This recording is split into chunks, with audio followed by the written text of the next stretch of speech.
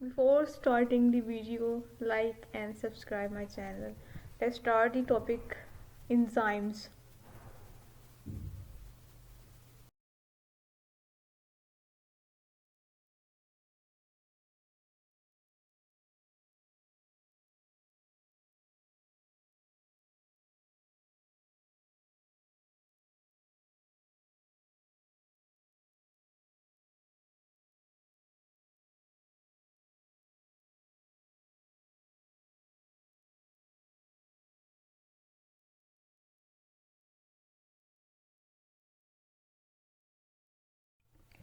Biological catalyst enzyme and ribosomes are highly specific.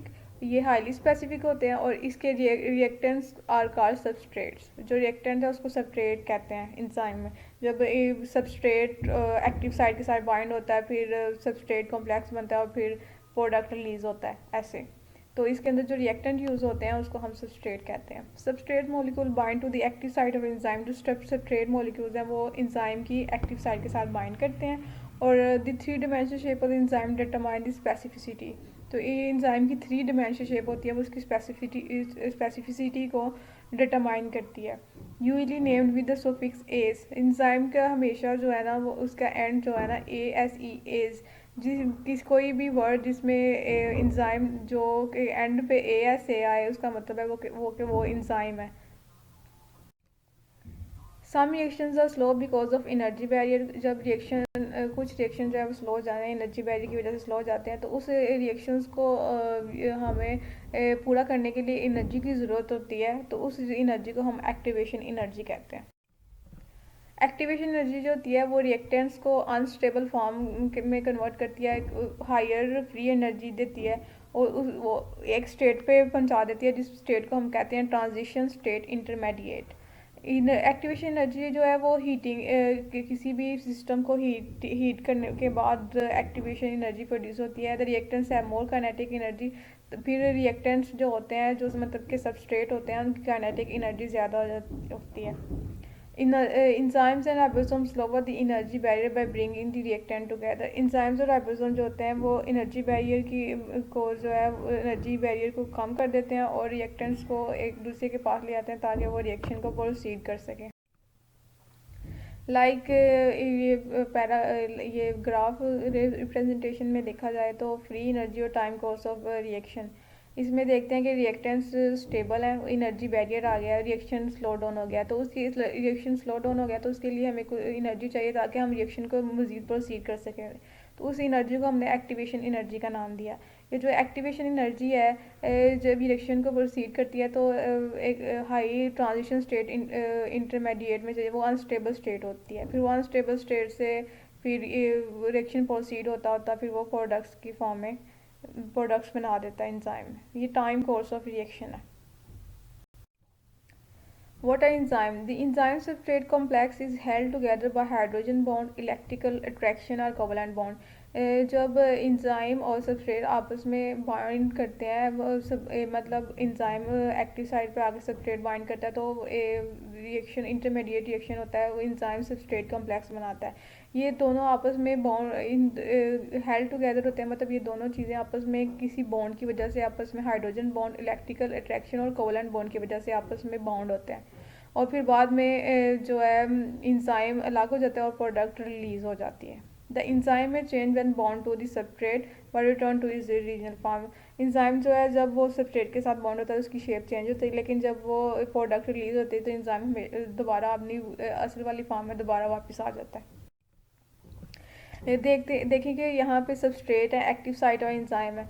Enzyme की active site पे हमेशा substrate आके बाइंड करता है और ये जब उसने इंजाइम ने एक्टिव साइट पे सबस्ट्रेट जो है इंजाइम की एक्टिव साइट में आके बॉन्ड हुआ तो जो प्रोडक्ट बनी वो इंजाइम सबस्ट्रेट कॉम्प्लेक्स है. नेक्स्ट दोबारा इंजाइम जो प्रोडक्ट बनी वो प्रोडक्ट इंजाइम से प्रोडक्ट जब रिलीज़ हो गई तो इंजाइम दोबारा अपनी वही फॉर्म में आ गया लेकिन जब उसके साथ सबस्ट्रेट बाइंड थे तो उसकी शेप चेंज थी लेकिन जब वो प्रोडक्ट रिलीज होगी तो इंजाइम दोबारा अपनी असल वाली फॉर्म में आ जाता है. Enzymes lower the energy barriers for reaction. जो इंजाइम्स है तो एनर्जी बैरियर जो रिएक्शन के होते हैं उनको लोअर कर देते हैं. The final equilibrium does not change and delta G does not change. कुछ भी हो जाए ना तो फाइनल इक्विलिब्रियम जो डेल्टा जी है वो कभी भी चेंज नहीं होता। देखिए फ्री एनर्जी है, अगर ये रिएक्टेंट्स है, अगर activation energy and catalysed reaction है तो उसमें भी delta G remain the same. अगर रिएक्टेंट की एक्टिवेशन एनर्जी कम है तो जो प्रोडक्ट बना है फिर भी डेल्टा जी की जो है वो रिमेन द सेम। ये ओरिएंटेशन है। कैटालाइजिंग का रिएक्शन एंजाइम में यूज वन और मोर मैकेनिज्म। डिफरेंट रिएक्शन होते हैं तो एंजाइम जो है वो एक से ज़्यादा मैकेनिज्म को यूज़ करता है रिएक्शन को कैटालाइज करने के लिए। Enzyme orient substrate molecule bring together the atom that will bond। Physical strain, enzyme जो है स्ट्रेच करता है बॉन्ड को सबस्ट्रेट मॉलिक्यूल्स में ताकि वो उनको अनस्टेबल कर सके। केमिकल चार्ज देखिए काइमोट्राइप्सिन में एग्जांपल बताई हुई है। एंजाइम जो है टेम्परेरी केमिकल ग्रुप्स को सबस्ट्रेट के अंदर ऐड करता है। How do enzyme work, acid base catalysis भी करता है, कोलैंड कैटालाइसिस भी करता है और मेटल आयन कैटालाइसिस भी करता है। एसिड बेस कैटालाइसिस में क्या होता है, एंजाइम की साइड चेन जो है वो ट्रांसफ़र करती है प्रोटॉन को और सबस्ट्रेट से, और कोवलेंट बॉन्ड को उस ब्रेक आउट कर देती है। मतलब जो साइड चेन से वो प्रोटॉन को ट्रांसफ़र करती है, उससे जो कोवलेंट बॉन्ड है ना वो ब्रेक हो जाता है। कोवलेंट कैटालाइसिस में क्या होता है, जो फंक्शनल ग्रुप होता है ना साइड चेन बॉन्ड में, वो सबस्ट्रेट के साथ कोवलेंट ही बॉन्ड होता है। और मेटल आयन में क्या होता है, मेटल आयन में जो आयन्स हैं वो गेन होते हैं या फिर वो लूज होते हैं electrons. How do enzyme work, shape of enzyme active site allow specific substrate to fit.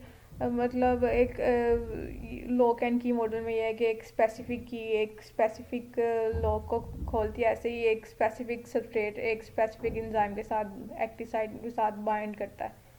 Binding of separate to the active site depend on hydrogen bonds, attraction and repulsion of electrically charged groups, and hydrophobic interaction. Many enzymes change shape when they bind to the substrate. कुछ enzyme जो होते हैं वो अपनी shape को change कर लेते हैं जब सबस्ट्रेट के साथ बाइंड होते हैं, तो उसको हम इंड्यूस फिट मॉडल कहते हैं। ये enzyme change shape and substrate bind to them, enzyme active site है उसके साथ एंजाइम है तो अपनी शेप चेंज कर लेते हैं। हाउ डू एंजाइम,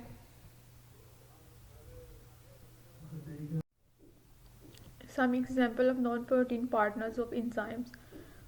कोफैक्टर जो है नॉन प्रोटीन पार्ट होता है, नॉन प्रोटीन पार्ट हो, इसमें आयरन आ जाता है, कॉपर और जिंक इसी एग्जांपल है। इनके रोल क्या है कैटालाइज रिएक्शन में, ये सब ऑक्सीडेशन रिडक्शन करते हैं। ये भी कॉपर भी ऑक्सीडेशन रिडक्शन कराता है और जिंक हेल्प करता है बाइंड करने में NADH। Coenzyme non protein part जो है वो लूजली अटैच होता है एंजाइम के साथ। इसमें भी एग्जांपल है बायोटीन जो कैरी करता है, और कोएंजाइम NAD FAD ATP ये कैरी इलेक्ट्रॉन्स कैरियर है। उसके बाद प्रोस्थेटिक ग्रुप जो है नॉन प्रोटीन पार्ट जो है टाइटली बॉन्ड करता है एंजाइम के साथ। इसमें हीम आ जाता है जो बाइंड करता है ऑक्सीजन को इलेक्ट्रॉन्स को, उसमें आयरन को फैक्टर है। फ्लेविन जो बाइंड करता है इलेक्ट्रॉन्स को, रिटिनल कन्वर्ट करता है लाइट एनर्जी को।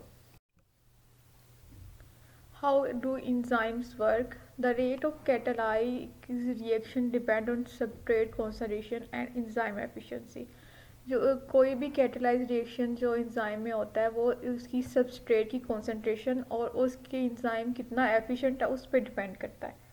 concentration of enzyme is usually much lower than concentration of substrate।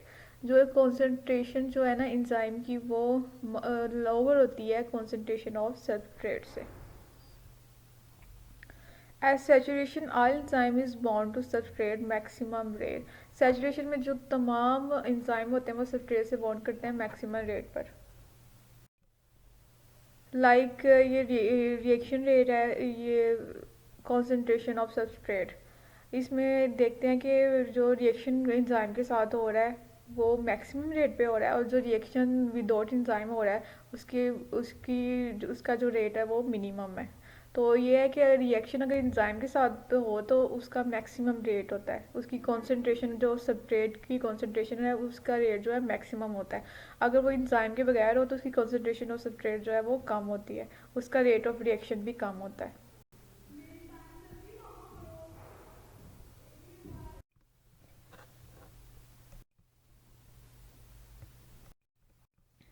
How enzymes activities regulated inhibitor जो है वो रेगुलेट करते हैं इंजाइम्स को molecules that bind to the enzyme and slow reaction rate. ये मॉलिक्यूल इंजाइम के साथ बाइंड करते हैं और रिएक्शन को स्लो कर देते हैं। क्या ये रिवर्सिबल भी हो सकते हैं और इरिवर्सिबल भी हो सकते हैं, कॉम्पिटेटिव भी हो सकते हैं और नॉन कॉम्पिटेटिव भी हो सकते हैं। How are enzymes activities regulated irreversible inhibition में क्या होता है, इनहिबिटर जो होता है वो कोवेंटली बॉन्ड होता है एक्टिव साइट के साथ और जो परमानेंटली जो वो इंजाइम को इनएक्टिवेट कर देता है। इसकी एग्जांपल है नॉव गैस। जैसे कि ये एग्जांपल है, ये इंजाइम है और इसके साथ ये इनहिबिटर जब बाइंड करता है तो ये कम्प्लीटली जो है इंजाइम की एक्टिविटी को रोक देता है।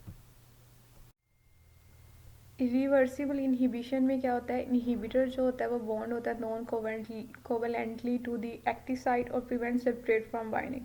जो इनहिबिटर है वो एक्टिव साइट के साथ नॉन कोवेलेंटली बॉन्ड हो जाता है और जो सेपरेट को बाइंडिंग से प्रिवेंट करता है, रोकता है।